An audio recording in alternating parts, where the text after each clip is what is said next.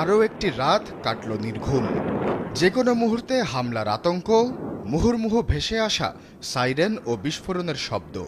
যেদিকে চোখ যায় ভেঙে পড়া ভবন ও সড়কের ধ্বংসস্তূপ। ইরানের চোখ রাঙানিতে গাজার চিরাচরিত রূপ এখন খানিকটা দৃশ্যমান ইসরায়েলেও। টানা দ্বিতীয় রাতেও উত্তপ্ত ইরান ও ইসরায়েল। এবারও শুরুটা জায়নবাদীদের হাত ধরেই।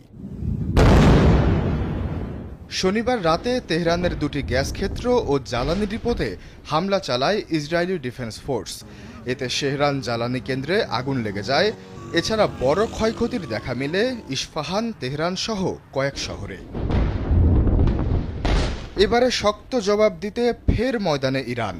আর দ্বিতীয় রাতেও নাকানি চুবানি খেল জায়নবাদীদের গৌরব আয়রন ডোম।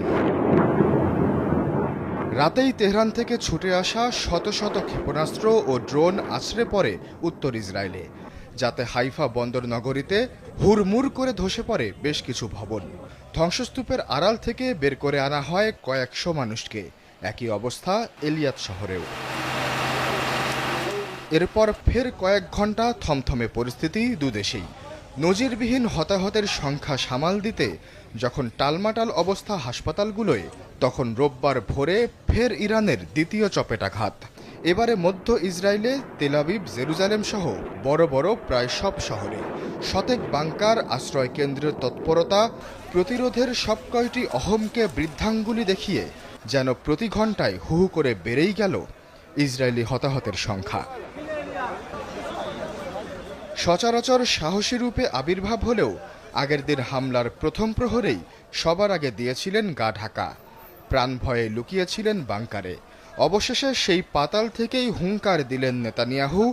2 রাতে ছারখার হওয়া দেশ এক পাশে রেখে দিলেন একের পর এক হুঁশিয়ারি।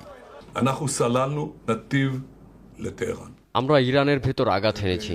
খুব শিগগিরই তেহরানের আকাশের দিকে তাকালে শুধু ইসরায়েলি বিমান ও পাইলটদের চোখে পড়বে ইরানিদের। অচিরেই আয়াতুল্লাহর রাজত্ব গুড়িয়ে দেব আমরা। তাদের প্রতিটি ভবন, প্রতিটি ঘাটেই ছারখার করে দেব। 2 দিনের হামলায় ইসরায়েলে এখনও নিখোঁজ শতাধিক মানুষ, যাদের খুঁজতে ধ্বংসস্তূপে চলছে তল্লাশি অভিযান। আশ্বাস চৌধুরী, চ্যানেল 24।